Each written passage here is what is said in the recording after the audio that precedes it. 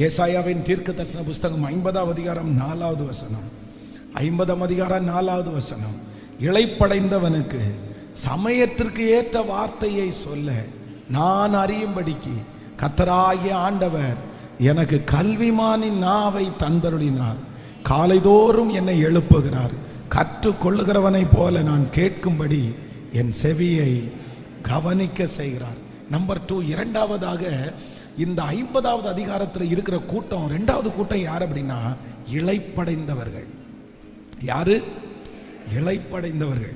அவர்களுக்கு தான்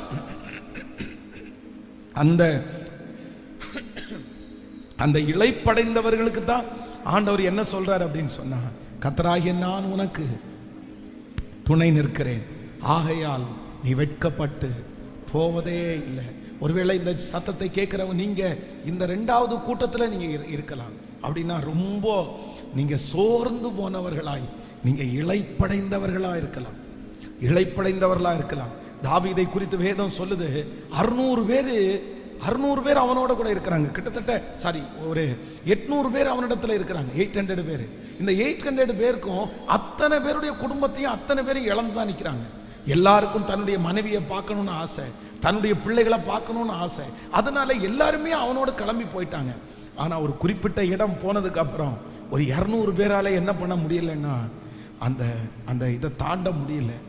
மனைவியை பார்க்கறதுக்கு ஆசை இருக்கு, பிள்ளைகளை பார்க்குற ஆசை இருக்குது, ஆனா அவங்களால தாண்ட முடியல. ஏன்னா வேதம் சொல்லுது, அவர்கள் விடாய்த்து போய் அவங்க சோர்ந்து போய் அந்த இடத்துல உட்கார்ந்துட்டாங்க.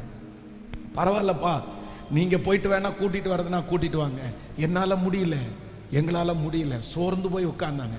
ஆனா இந்த தாவீதும் அவனோடு இருக்கிறவங்களும் எல்லாத்தையும் சகலத்தையும் திருப்பி கொண்டு வர்றாங்க. இவங்க மனைவிகளை மட்டும் இல்லை, இவங்க பிள்ளைங்களை மட்டும் இல்லை, எல்லாருடைய பிள்ளைகளையும் கொண்டு வரும்போது சுத்தி இருக்கிற அந்த 600 பேரும் சொல்றாங்க, இவங்க தான் 200 பேர் இங்கே உட்காந்துட்டாங்கல்ல, அவங்களுக்கு இந்த பங்குல பெரிய பங்கெல்லாம் கொடுக்க வேண்டாம். ஆனா தாவீது என்ன சொல்றாரு, இல்ல அப்படி இல்லப்பா, அப்படி இல்லப்பா, உங்களுக்கு என்ன பங்கு கொடுக்கப்படுகிறதோ அதே பங்கு அவர்களுக்கும் கொடுக்கப்படும், அவர்களுக்கும் கொடுக்கப்படும். நான் நம்புறேன் அந்த தாவீதனுடைய தேவன் தான் நம்முடைய தேவன்.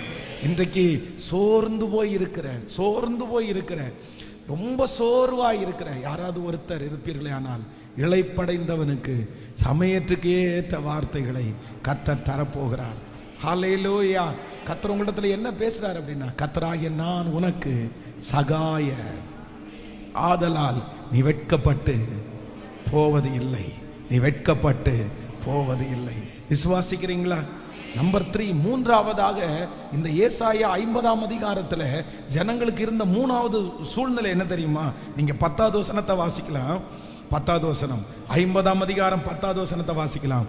உங்களில் எவன் கர்த்தருக்கு பயந்து அவருடைய தாசனின் சொல்லை கேட்டு தனக்கு வெளிச்சம் இல்லாததினால் இருட்டிலே நடக்கிறானோ, போதும், அவன் கர்த்தருடைய நாமத்தை நம்பி தன் தேவனை சார்ந்து கொள்ள கடவன். நம்பர் 3, மூன்றாவது இந்த ஜனங்களுக்குள்ள இருக்கிற சூழ்நிலை என்ன சூழ்நிலை அப்படின்னு சொன்னா, அவங்க அத்தனை பேர் எங்க நடக்கிறாங்களாமா? சொல்லுங்களேன். வெளிச்சத்துல அல்ல, இருட்டில் நடக்கிறாங்க.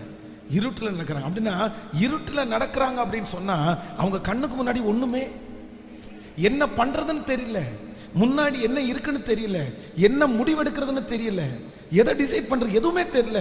இருட்டா இருக்குது, ரொம்ப இருளா இருக்குது.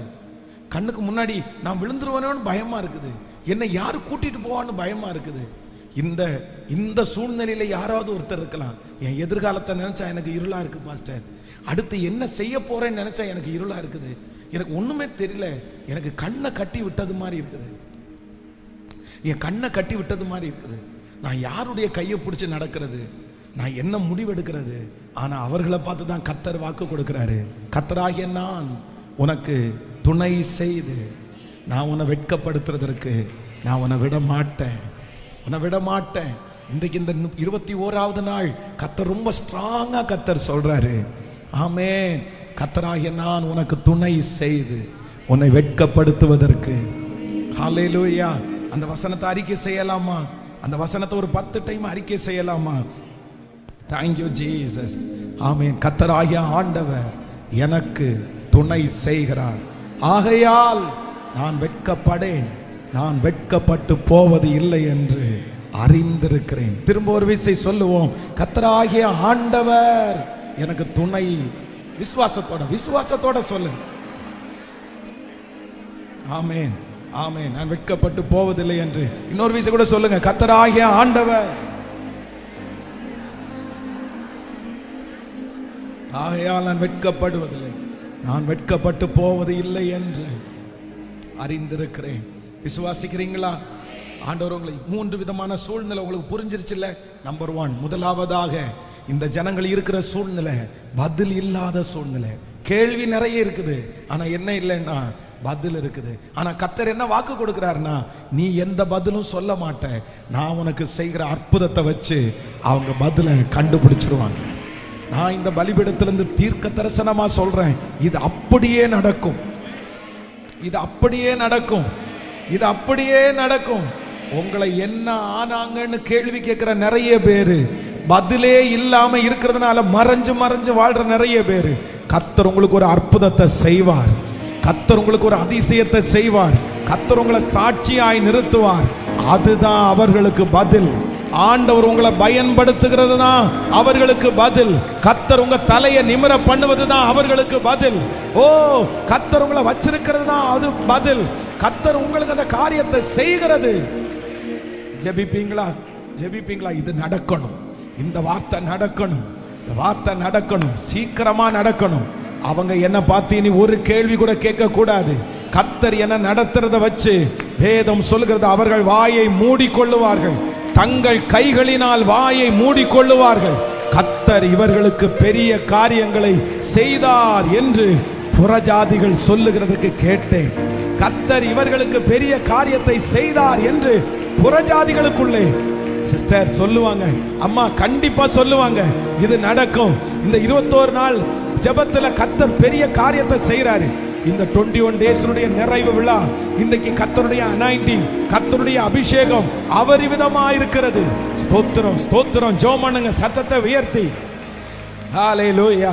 நீர் ஒன்று செய்வீர், நீர் ஒன்று செய்வீர், ஒரு அற்புதத்தை செய்வீர், ஒரு குழந்தையை நீர் கொடுத்துருவீர். திருமண காரியத்தினுடைய பத்திரிகை நான் எடுத்துட்டு போகும்போது அவங்களுக்கு அங்க பதில் உண்டாகும். கர்த்தர் என் தலையை நிமிர பண்ணும்போது பதில் உண்டாகும்.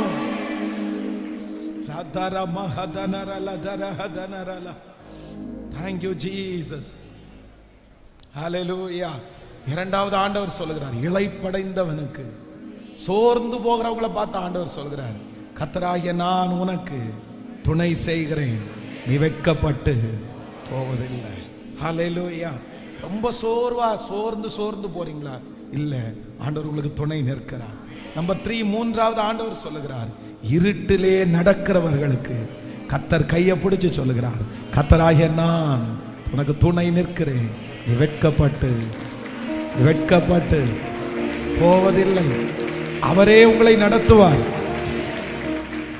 அவரே உங்களை கூட்டிட்டு போவார், அவரே உங்களை சரியான பாதையில். நீங்க சில நேரத்தில் கண்ணு திறந்திருக்கிறத விட கண்ணு மூடி இருக்கிறதா சொல்லுங்க. நீங்க வெளிச்சத்தில் இருக்கிறத விட இருட்டில் இருக்கிறதா சில நேரத்தில் நல்லது. ஆமேன். வெளிச்சத்தில் இருக்கிறோன்னா நமக்கு கண்ணுக்கு முன்னாடி எல்லாம் தெரியும், தெரிஞ்சா நம்ம நிறைய பேர் போகவே மாட்டோம். ஹலோ, உங்களுக்கு கண்ணு தெரிஞ்சிருச்சுன்னா சில நேரத்தில் உங்களுக்கு முன்னாடி இருக்கிற சவாலில் நீங்க காலடி எடுத்து வைக்கவே மாட்டீங்க. யோசேப்பை பார்த்து இந்த மாதிரி உன்னை எகிப்திற்கு கொண்டு போய் 17 வருஷம் நான் சித்திரவதை பண்ண போறேன்னு சொன்னா என்ன ஜெபம் பண்ணியிருப்பான்?